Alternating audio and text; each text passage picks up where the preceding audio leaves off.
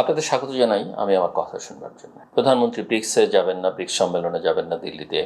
কথা হচ্ছিল তিনি হয়তো এ মাসেই যেতে পারেন দ্বিপক্ষীয় সফরে দিল্লিতে। শেষ পর্যন্ত বোঝা যাচ্ছে সেই সফরটি তো তিনি যাচ্ছেন না, না ব্রিক্স সম্মেলনে না দ্বিপক্ষীয় সফরে। ভারতের রাজধানী নয়াদিল্লিতে অনুষ্ঠেয় ব্রিক্স শীর্ষ সম্মেলনে প্রধানমন্ত্রী তারেক রহমানের যোগ না দেবার সম্ভাবনা নিয়ে যে আলোচনা চলছে, সেটাকে শুধু একটা সম্মেলনে যাওয়া বা না যাওয়ার সাধারণ সিদ্ধান্ত হিসাবে দেখবার সুযোগ নেই। এমনকি এই যে দ্বিপক্ষীয় সফরে যে আলোচনাটা উঠছিল যে তিনি যেতে পারেন, একটু তৎপরতা মনে হচ্ছিল, সেটাও এড়িয়ে যাওয়াটাকে একটা সাধারণ সিদ্ধান্ত হিসেবে দেখবার সুযোগ নেই। এর সঙ্গে জড়িয়ে আছে বাংলাদেশ ভারত সম্পর্কের বর্তমান টানাপোড়েন, শেখ হাসিনাকে ভারতে আশ্রয় দেয়া, তাকে বাংলাদেশের রাজনীতিতে আবার সক্রিয় হবার সুযোগ করে দেওয়ার অভিযোগ, প্রত্যর্পণের প্রশ্ন, সীমান্ত হত্যা, অভিন্ন নদীর পানি, বাণিজ্য বৈষম্য, ট্রানজিট, নিরাপত্তা, আঞ্চলিক কূটনীতি এবং দুদেশের মধ্যে বহু বছরের জমে থাকা অবিশ্বাস। শুরুতেই বলে রাখি, আমি মনে করি তার দ্বিপক্ষীয় সফরে যাওয়া উচিত এবং পারলে বড় কোনো সমস্যা না থাকলে ব্রিক্স সম্মেলনও যাওয়া দরকার ছিল। প্রধানমন্ত্রী তারেক রহমানের একটা পূর্ণাঙ্গ দ্বিপক্ষীয় সফরের বিষয়ে ঢাকা ও নয়াদিল্লির মধ্যে যোগাযোগ চলছে এবং তিনি প্রধানমন্ত্রী হবার পরপরই দিল্লি থেকে আমন্ত্রণ জানানো হয়েছে। এরপরে মাত্র কয়েকদিন আগে আমরা দেখলাম তাকে ব্রিক্স সম্মেলনের যে আউটরিচ সেশন, সেখানেও আমন্ত্রণ জানানো হয়েছে। সো এই যে দুটো আমন্ত্রণ, পৃথক আমন্ত্রণ, এগুলোকে বাংলাদেশ কনসিডার করবে কি করবে না সেটা নিয়ে অনেকদিন ধরে আলোচনা চলছে। বাংলাদেশ ব্রিক্সের সদস্য নয়, তবে বিমস্টেকের বর্তমান সভাপতি হিসেবে বাংলাদেশের প্রধানমন্ত্রীকে এই আমন্ত্রণ জানানো হচ্ছে। কাজেই দ্বিপক্ষীয় সফর এবং ব্রিক্স সম্মেলনে অংশগ্রহণ দুটোকে এক করে দেখবার কারণ নেই। একটা সফরের মূল লক্ষ্য হবে বাংলাদেশ ভারত সম্পর্কের অমীমাংসিত বিষয়গুলো নিয়ে সরাসরি আলোচনা করা। অন্যটি হবে বহুপক্ষীয় কূটনীতির একটা গুরুত্বপূর্ণ মঞ্চে বাংলাদেশের উপস্থিতি নিশ্চিত করা এবং সেই সূচকে ওই দ্বিপক্ষীয় যে সম্পর্ক আছে সেটাকে বেশ খানিকটা ছালাই করে নেওয়া। আমার বিবেচনা, আমি আগেও বললাম যে বাংলাদেশের প্রধানমন্ত্রীর এই দ্বিপক্ষীয় সফরে না যাবার সিদ্ধান্ত আপাতত, বা ব্রিক্স সম্মেলনে না যাবার সিদ্ধান্ত, যদি সত্যি এমন সিদ্ধান্ত হয়ে থাকে, আমি মনে করি আমি স্পষ্ট করে বলতে চাই যে সেটা সঠিক হবে না। এমনকি দ্বিপক্ষীয় সফরটি আগে হয়ে গেল, সেপ্টেম্বরে ব্রিক্স সম্মেলনে তার আবার ভারত যাওয়ার যথেষ্ট কূটনৈতিক ও কৌশলগত কারণ রয়েছে আমার বিবেচনায়। একই দেশে অল্প সময়ের ব্যবধানে দুবার সফর করা কোনো অস্বাভাবিক ঘটনা নয়, বিশেষ করে যখন একটা সফর দ্বিপক্ষীয় এবং অন্যটি বহুপক্ষীয়। আন্তর্জাতিক কূটনীতিতে সফরের সংখ্যা নয়, যে কোনো সফরের উদ্দেশ্য ও অর্জনই হচ্ছে আসল কথা। ভারতের সঙ্গে বাংলাদেশের অসংখ্য অমীমাংসিত বিষয় রয়েছে। এগুলো দূর থেকে বিবৃতি দিয়ে ক্ষোভ প্রকাশ করে কিংবা সম্মেলন বর্জন করে সমাধান হবে না, বরং কথাবার্তা বন্ধ হলে ভুল বোঝাবুঝি বাড়বে, সন্দেহ গভীর হবে এবং দুদেশের রাজনীতিতে উগ্র জাতীয়তাবাদীরা আরো শক্তিশালী হবে। প্রতিবেশী বদলানো যায় না, ইতিহাসও মুছে ফেলা যায় না, ভূগোলকে তো কোনোভাবেই অস্বীকার করা যায় না। ফলে ভারতের সঙ্গে সম্পর্ক পরিচালনার ক্ষেত্রে আবেগ থাকবে, প্রতিবাদ থাকবে, জাতীয় স্বার্থে দৃঢ়তা থাকবে, কিন্তু সংলাপের দরজাও সবসময় খোলা রাখতে হবে। ভারতের বর্তমান আচরণের বিরুদ্ধে বাংলাদেশের ক্ষোভের যথেষ্ট কারণ রয়েছে। বর্তমান বলবো না, আমি বিগত দিনগুলোতে যে আচরণ, সে কারণেও ক্ষোভের যথেষ্ট কারণ রয়েছে। শেখ হাসিনা 2024 সালের 5 অগস্ট ক্ষমতাচ্যুত হয়ে ভারতে আশ্রয় নেবার পর থেকেই দুদেশের সম্পর্কের উপর একটা অস্বস্তিকর ছায়া পড়েছে। আশ্রয় দেয়া একটা বিষয়, কিন্তু ভারতীয় ভূখণ্ড ব্যবহার করে বাংলাদেশের অভ্যন্তরীণ রাজনীতিকে প্রভাবিত করবার সুযোগ দেয়া সম্পূর্ণ অন্য বিষয়। দিল্লিতে বসে শেখ হাসিনার রাজনৈতিক বক্তব্য দেয়া, তার অনুসারীদের সংগঠিত করবার চেষ্টা এবং বাংলাদেশের নির্বাচিত সরকার ও রাজনৈতিক প্রক্রিয়ার বিরুদ্ধে প্রচারণা চালানো ঢাকার কাছে স্বাভাবিকভাবেই অগ্রহণযোগ্য এবং এই বিষয়গুলো বাংলাদেশের সাধারণ মানুষকে অনেক ক্ষেত্রে আহত করেছে। ভারত সরকার হয়তো বলতে পারে এসব কর্মকাণ্ডের সঙ্গে তাদের প্রত্যক্ষ সংশ্লিষ্টতা নেই, খানিকটা তারা বলেছে এরকম কথা, কিন্তু একটা রাষ্ট্রের ভূখণ্ডে অবস্থানকারী সাবেক সরকার প্রধান অন্য দেশের যখন প্রতিবেশী দেশের রাজনীতিতে সক্রিয় হস্তক্ষেপের ভাষায় কথা বলেন, তখন সেটিকে পুরোপুরি ব্যক্তিগত কার্যক্রম হিসেবে পাশ কাটানো যায় না। ভারতকে বুঝতে হবে শেখ হাসিনার সঙ্গে তার ঐতিহাসিক সম্পর্ক থাকতে পারে, কিন্তু বাংলাদেশের সঙ্গে ভারতের সম্পর্ক কোনো একজন ব্যক্তি কিংবা একটি রাজনৈতিক দলের মধ্যে সীমাবদ্ধ নয়। বাংলাদেশের জনগণ, রাষ্ট্র এবং ভবিষ্যৎ প্রজন্মের সঙ্গে সম্পর্কই ভারতের জন্য দীর্ঘমেয়াদে গুরুত্বপূর্ণ। দিল্লির সবচেয়ে বড় কৌশলগত ভুল ছিল দীর্ঘ সময় ধরে বাংলাদেশকে প্রায় এক ব্যক্তির শাসন এবং একটি দলের রাজনৈতিক ভাগ্যের সঙ্গে মিলিয়ে দেখা। এর ফলে বাংলাদেশের একটি বড় অংশের মানুষের মধ্যে ধারণা তৈরি হয়েছে যে ভারত বাংলাদেশের গণতন্ত্র, মানবাধিকার বা জনগণের রাজনৈতিক আকাঙ্ক্ষার চেয়ে একটি অনুগত সরকারকে বেশি গুরুত্ব দিয়েছে। এই ধারণা সত্য হোক বা আংশিক সত্য হোক, দুদেশের সম্পর্কের জন্যে তা মারাত্মক ক্ষতিকর হয়েছে।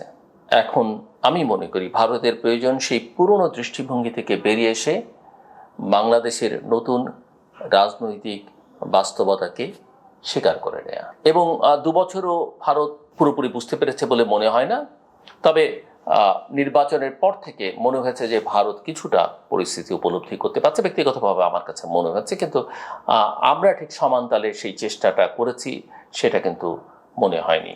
কারণ হচ্ছে আমার মতে একইভাবে বাংলাদেশেরও একটা ভুল করা কিন্তু একেবারে উচিত হবে না। ভারতের আগের ভুল নীতির প্রতিক্রিয়ায় যদি আমরা বাংলাদেশ দিল্লির সঙ্গে দূরত্বকে কূটনৈতিক সাফল্য মনে করি, তাহলে সেটিও হবে আত্মঘাতী। ভারত বিরোধী আবেগকে রাজনৈতিকভাবে ব্যবহার করা সহজ, কিন্তু রাষ্ট্র পরিচালনা আবেগের বিষয় নয়। সরকারকে দেখতে হবে বাংলাদেশের অর্থনীতি, নিরাপত্তা, যোগাযোগ, পানি, জ্বালানি ও আঞ্চলিক অবস্থানের বাস্তবতা। ভারতের সঙ্গে শীতল সম্পর্ক রেখে এসব ক্ষেত্রে দীর্ঘমেয়াদী সুবিধা আদায় করা কঠিন। আবার মনে রাখতে হবে যে বৈশ্বিক পরিমণ্ডলেও সবাই এখন বাংলাদেশের প্রতি বা আজকে যারা ক্ষমতায় আছেন তাদের প্রতি সহানুভূতিশীল নয়। এবং এই যে সহানুভূতিশীল যারা নন, যারা অন্য শক্তিকে ক্ষমতায় দেখতে চান, আমি সেটা আওয়ামী লীগের কথা বলছি না, কারণ আওয়ামী লীগের সঙ্গে ভারতের সম্পর্ক নিয়ে আমরা সবসময় সমালোচনা করছি এবং এখনো আমি করবার চেষ্টা করছি এই আলোচনার মধ্যেও। কিন্তু অন্য শক্তিকে যারা ক্ষমতায় দেখতে চান, এখন যারা বিরোধী শক্তি হিসেবে আছেন, সেই শক্তিকে ক্ষমতায় আনবার চেষ্টার মধ্যে বা সেরকম একটা পরিস্থিতি তৈরি করবার জন্যে ওই বড় বড় শক্তিগুলো কিন্তু ভারতকে ব্যবহার করতে পারে, সেটাও একটু মাথায় রাখা দরকার। আমরা সবাই কম বেশি জানি যে বাংলাদেশ ও ভারতের মধ্যে 54টি অভিন্ন নদী রয়েছে, অথচ গঙ্গা ছাড়া অধিকাংশ নদীর পানি বন্টনের কোনো কার্যকর চুক্তি নেই। গঙ্গার চুক্তি শেষ হয়ে যাবে এই ডিসেম্বরে, এবং সম্পর্ক যদি ভালো না হয় সেই চুক্তি ভবিষ্যৎ হবে সেটা কিন্তু বলা যাচ্ছে না। কেউ কেউ হয়তো সরকারকে বোঝাবার চেষ্টা করছে আমাদের সরকারকে, যে এটা এমনি রিনিউ হয়ে যাবে। আমার কাছে সেটা মনে হয় না, এফোর্টটা দিতে হবে। তিস্তা চুক্তি নিয়ে বছরের পর বছর আলোচনা হয়েছে, আমরা ভারত থেকে আশ্বাস পেয়েছি, সফর হয়েছে, ছবি উঠেছে, কিন্তু চুক্তিটা হয়নি।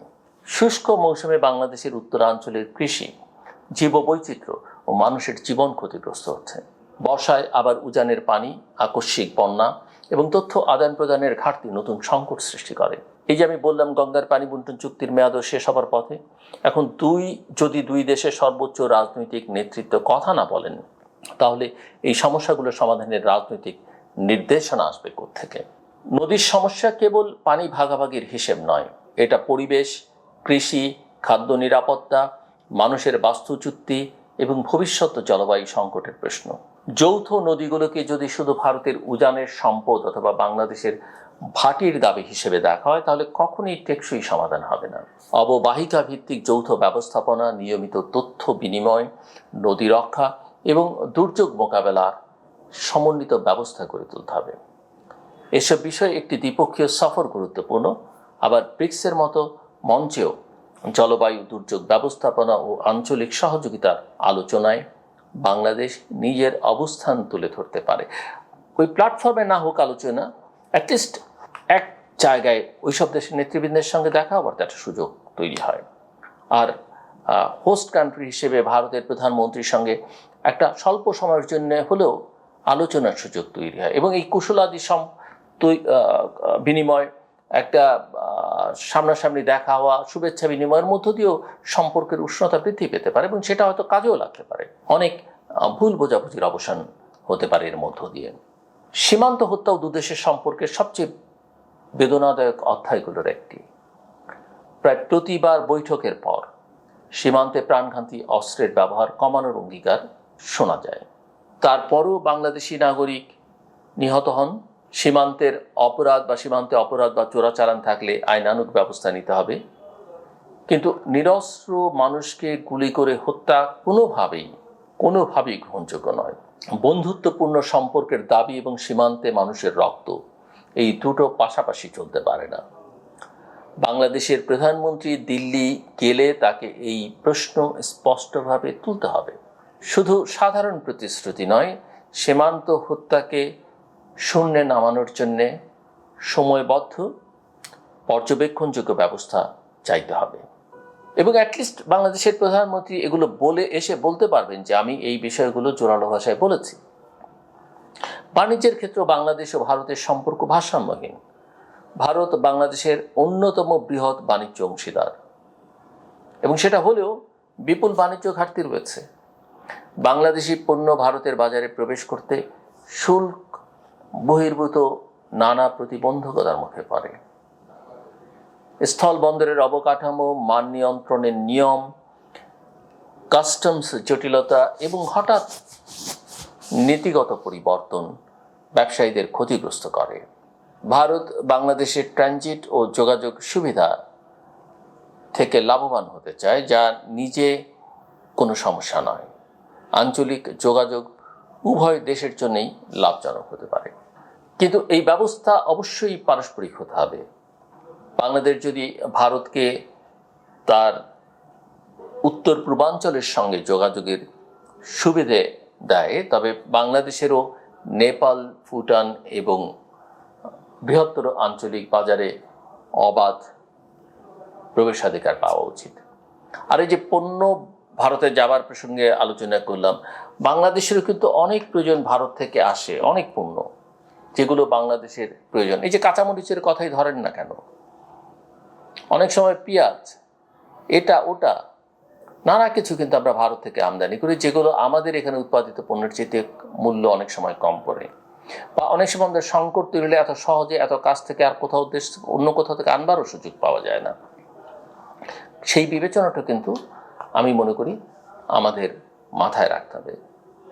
তবে আমাদের প্রশ্ন হতে হবে, বাংলাদেশ কি পেল, কি শর্তে পেল, কতটা অর্থনৈতিক সুবিধা পেল, সার্বভৌমত্ব ও নিরাপত্তার যথাযথ সুরক্ষা আছে কিনা।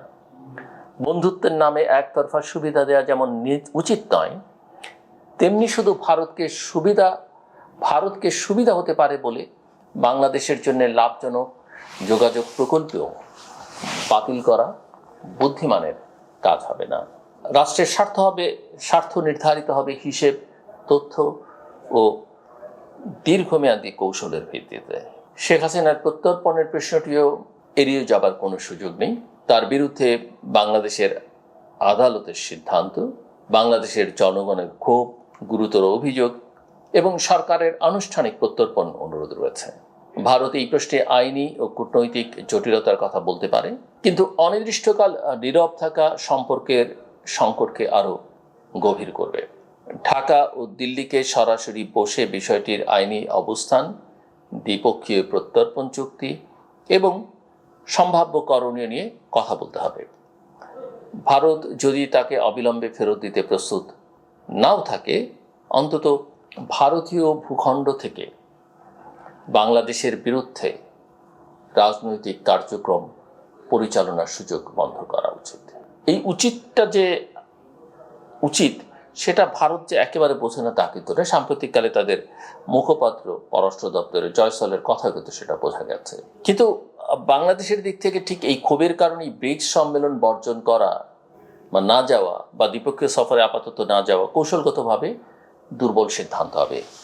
কূটনীতিতে অসন্তোষ প্রকাশের বহু পথ রয়েছে। বৈঠকে যাওয়া মানে ভারতের সব নীতি মেনে নেওয়া নয়, দ্বিপক্ষীয় সফরে যাওয়া মানে ভারতকে গুরু মানা নয়, করমর্দন মানে আত্মসমর্পণ নয়, একই মঞ্চে উপস্থিত থাকা মানে অতীত ভুলে যাওয়া নয়, বরং প্রতিপক্ষ বা অসহযোগী প্রতিবেশীর সামনে নিজের বক্তব্য সরাসরি তুলে ধরাই শক্তিশালী কূটনীতি। কেউ কেউ মনে করতে পারেন এবং হয়তো বলতেও পারেন যে শেখ হাসিনাকে রাজনৈতিক কার্যক্রম চালানোর সুযোগ দেওয়ার পর বাংলাদেশের প্রধানমন্ত্রী দিল্লি গেলে তা সরকারের দুর্বলতা হিসেবে দেখা হবে। আমি কিন্তু বিষয়টিকে উল্টোভাবে দেখি। প্রধানমন্ত্রী যদি জাতীয় স্বার্থের একটি স্পষ্ট এজেন্ডা নিয়ে দিল্লি যান, অস্বস্তিকর বিষয়গুলো নির্দ্বিধায় তোলেন এবং জনগণকে সফরের অর্জন ও সীমাবদ্ধতা জানান, তাহলে সেটি দুর্বলতা নয়, নেতৃত্বের আত্মবিশ্বাস।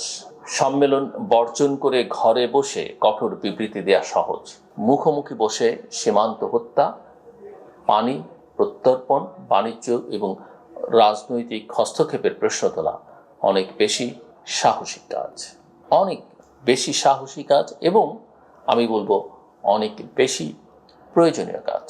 ব্রিক্সের প্রসঙ্গে আসি। ব্রিক্স এখনো শুধু কয়েকটি উদীয়মান অর্থনীতির আলাপের জায়গা নয়। ব্রিক্সের সদস্য বাংলাদেশ হতে চায়, আমি মনে করি না সেটা খুব জরুরি। তবে এরকম প্ল্যাটফর্মে গিয়ে আলোচনার সুযোগ থাকলে সেটা অ্যাভয়েড করা উচিত নয়। কেননা ব্রিক্স ক্রমশ পরিবর্তনশীল বৈশ্বিক ব্যবস্থায়, যেটা ভারত বলতে পছন্দ করে গ্লোবাল সাউথ, সেই গ্লোবাল সাউথের অর্থাৎ উন্নয়নশীল দেশগুলোর জন্য একটা বড় প্ল্যাটফর্ম হয়ে উঠেছে। চীন, ভারত, রাশিয়া, ব্রাজিল ও দক্ষিণ আফ্রিকার মূল কাঠামো এখন সম্প্রসারিত হয়েছে। নতুন সদস্য এবং অংশীদারদের কারণে এর অর্থনৈতিক ও রাজনৈতিক গুরুত্ব বেড়েছে। বিশ্ব যখন যুক্তরাষ্ট্র কেন্দ্রিক এক মেরু ব্যবস্থা থেকে আরও বহুমেরু বাস্তবতার দিকে যাচ্ছে, তখন বাংলাদেশের মতো দেশকে সব গুরুত্বপূর্ণ প্ল্যাটফর্মে সক্রিয় থাকতে হবে। অ্যাটলিস্ট কথা বলবার সুযোগ থাকলে সেখানে যেতে হবে। বাংলাদেশ দীর্ঘদিন ধরে ব্রিক্সে যুক্ত হওয়ার আগ্রহ দেখেছে, আমরা জানি। চীন এবং রাশিয়া বাংলাদেশের অন্তর্ভুক্তির বিষয়ে ইতিবাচক মনোভাব দেখিয়েছে। ভারতের ইতিবাচক মনোভাব নেই, আমরা সেটা জানি। কাজেই ব্রিক্স সম্মেলনকে ভারতের সম্মেলন দেখলে হবে না, সেটা হয়তো ভারত হোস্ট কান্ট্রি সেভাবে বিবেচনা করা উচিত। এই যে ভারতের সম্মেলন হচ্ছে বলে বাংলাদেশ যদি অনুপস্থিত থাকে, তাহলে আমরা নিজেদের ঘোষিত কৌশলগত লক্ষ্যকেই দুর্বল করব। আন্তর্জাতিক সংস্থার একটা সম্মেলন আয়োজক দেশের ব্যক্তিগত অনুষ্ঠান নয়। ভারত আয়োজক হতে পারে, কিন্তু মঞ্চটি বহুপক্ষীয়। সেখানে বাংলাদেশের প্রধানমন্ত্রী শুধু ভারতের অতিথি হিসেবে যাবেন না, তিনি বিমস্টেকের সভাপতি এবং প্রায় 18 কোটি মানুষের রাষ্ট্রের সরকার প্রধান হিসেবে উপস্থিত থাকবে। এই ব্রিক্সভুক্ত দেশগুলোর একমাত্র চীনের সরকার প্রধান ছাড়া আর কারোর সঙ্গেই তার দেখা হয়নি এখন পর্যন্ত। সো এক জায়গায় অল্প সময়ের মধ্যে অনেকের সঙ্গে দেখা হবার অন্তত সুযোগ, পরিচিত হওয়ার একটা সুযোগ তৈরি হচ্ছে ব্যক্তিগতভাবে। সেই সুযোগই কেন আমরা হাতছাড়া করব? এই সম্মেলনে চীন, রাশিয়া, ব্রাজিল, দক্ষিণ আফ্রিকা সহ বিভিন্ন দেশের নেতাদের সঙ্গে বাংলাদেশের প্রধানমন্ত্রীর কথা বলবার সুযোগ থাকবে। উন্নয়ন অর্থায়ন, নিউ ডেভেলপমেন্ট ব্যাংক, জলবায়ু তহবিল, জ্বালানি, প্রযুক্তি, বাণিজ্য, খাদ্য নিরাপত্তা এবং দক্ষিণ দক্ষিণ সহযোগিতার বিষয়ে বাংলাদেশের স্বার্থ তুলে ধরার ক্ষেত্র তৈরি হবে। একটা দেশের প্রতি ক্ষোভ দেখাতে গিয়ে কেন বাংলাদেশ আরও কয়েকটি গুরুত্বপূর্ণ দেশের সঙ্গে উচ্চ পর্যায়ের যোগাযোগের সুযোগ হারাবে? বড় বড় কূটনীতিক, বড় বড় মন্ত্রীবর্গের মাথায় হয়তো সেটা আছে, কিন্তু আমার মতো সাধারণ মানুষের মাথায় সেটা ঢুকছে না। কেন বাংলাদেশ এই সুযোগ হারাবে? বাংলাদেশের পররাষ্ট্রনীতিকে ভারতপন্থী বা ভারত বিরোধী এই দুই পুরনো বক্সের মধ্যে বন্দী রাখা যাবে না। একইভাবে চীনপন্থী, আমেরিকাপন্থী বা পাকিস্তানপন্থী পরিচয় বাংলাদেশের জন্য ভালো নয় বা যথেষ্ট নয়। আমাদের হতে হবে বাংলাদেশ পন্থী, যেখানে জাতীয় স্বার্থ সেখানে সম্পর্ক, যেখানে অসমতা সেখানে প্রতিবাদ, যেখানে সুযোগ সেখানে অংশগ্রহণ, যেখানে ঝুঁকি সেখানে সতর্কতা। একটি পরিণত রাষ্ট্রের পররাষ্ট্রনীতি এমনই হওয়া উচিত। শুধু ওই এক কথামালা, সবার সঙ্গে বন্ধুত্ব, কারোর সঙ্গে বৈরিতা নয়, সেটাও ঠিক মতো ফলো করতে পারি না। এই নীতি দিয়ে আজকের যুগে পররাষ্ট্রনীতি চলবে না। ভারতের সঙ্গে কথা বললে চীন অসন্তুষ্ট হবে, কিংবা চীনের সঙ্গে সহযোগিতা বাড়ালে ভারতকে জবাব দেয়া হবে। এ ধরনের শিশুসুলভ ভারসাম্য নীতির সময় শেষ। বাংলাদেশকে ভারত, চীন, যুক্তরাষ্ট্র, ইউরোপীয় ইউনিয়ন, জাপান, রাশিয়া, মধ্যপ্রাচ্য এবং দক্ষিণ পূর্ব এশিয়ার দেশগুলোর সঙ্গে পৃথক স্বার্থের ভিত্তিতে সম্পর্ক গড়ে তুলতে হবে। একটা সম্পর্ক আরেকটা সম্পর্কের বিকল্প নয়, বরং বহুমুখী সম্পর্কই বাংলাদেশের কৌশলগত স্বাধীনতা বাড়াবে। এবং এই কৌশলগত স্বাধীনতার প্রশ্নটি, অর্থাৎ স্ট্র্যাটেজিক ইন্ডিপেন্ডেন্সের প্রশ্নটি অনেক জরুরি। প্রধানমন্ত্রী তারেক রহমানের সরকারের সামনে একটি ঐতিহাসিক সুযোগ রয়েছে। দীর্ঘ রাজনৈতিক অস্থিরতা, 2024 সালের অভ্যুত্থান, অন্তর্বর্তী সময় এবং 2026 সালের নির্বাচনের পর বাংলাদেশ একটি নতুন রাজনৈতিক পর্যায়ে প্রবেশ করেছে। এই সরকারের কাছে মানুষের প্রত্যাশা শুধু দেশের অভ্যন্তরে গণতন্ত্র ও সুশাসন প্রতিষ্ঠা নয়, আন্তর্জাতিক সম্পর্কেও মর্যাদা, ভারসাম্য এবং দৃঢ়তা ফিরিয়ে আনা। ভারতের সঙ্গে সম্পর্ক পুনর্গঠন সেই পরীক্ষার সবচেয়ে কঠিন অংশ, কারণ ভারত আমাদের প্রতিবেশী, বৃহৎ প্রতিবেশী এবং চারপাশ জুড়ে যে দুই প্রতিবেশী, তার মধ্যে সিংহভাগ জুড়ে আছে ভারত আর খানিকটা মিয়ানমার।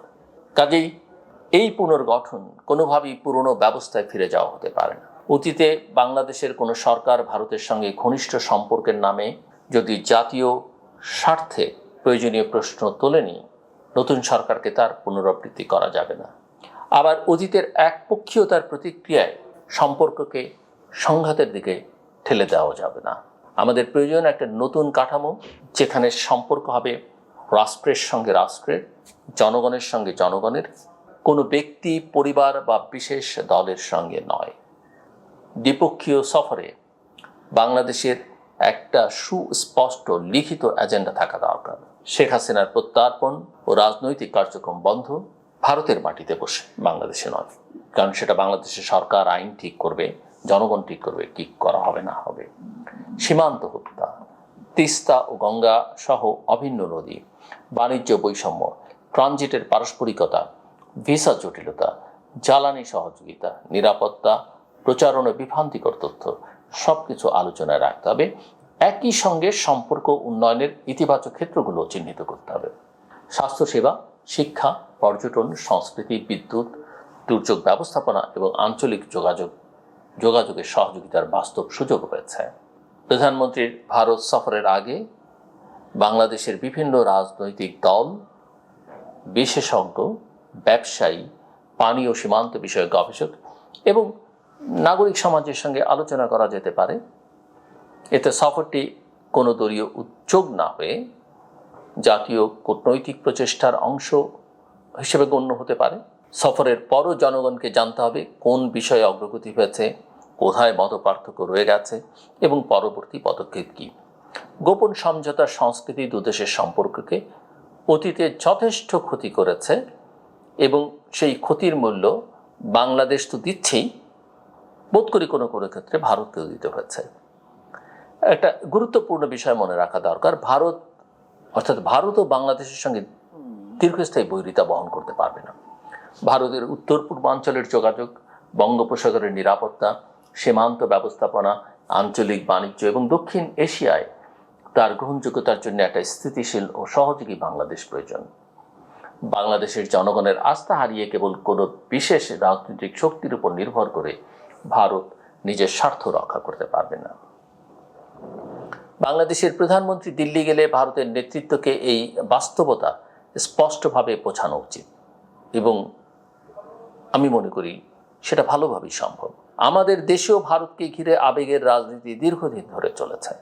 এক পক্ষ ভারতের প্রতিটি পদক্ষেপকে বন্ধুত্ব হিসেবে প্রচার করেছে, অন্য পক্ষ প্রতিটি যোগাযোগকে আত্মসমর্পণ বলেছে। এই দুই চরম অবস্থান থেকেই বের হতে হবে।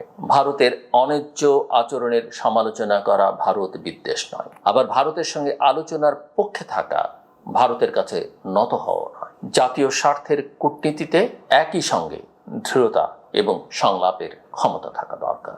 এই সক্ষমতা অর্জন অত্যন্ত জরুরি।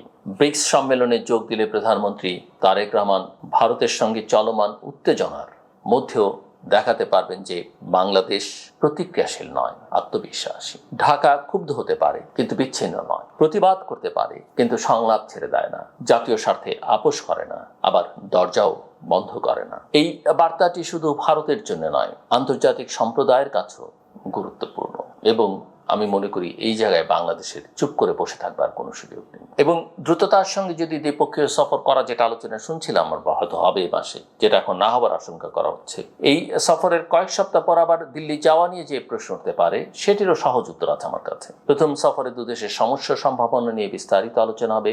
ব্রিক্স সফরে বহুপক্ষীয় কূটনীতি, অন্যান্য বিশ্ব নেতার সঙ্গে বৈঠক এবং প্রথম সফরের আলোচনার অগ্রগতি পর্যালোচনার সুযোগ থাকবে। এরপরে আবার ইউএনজিতে দুই নেতার দেখা হওয়ার সম্ভাবনা রয়েছে, সেখানেও সাইড লাইনে টুকটাক আলোচনা হতে পারে। এগুলো সম্পর্ককে উষ্ণ করে তুলতে পারে অনেক ক্ষেত্রে।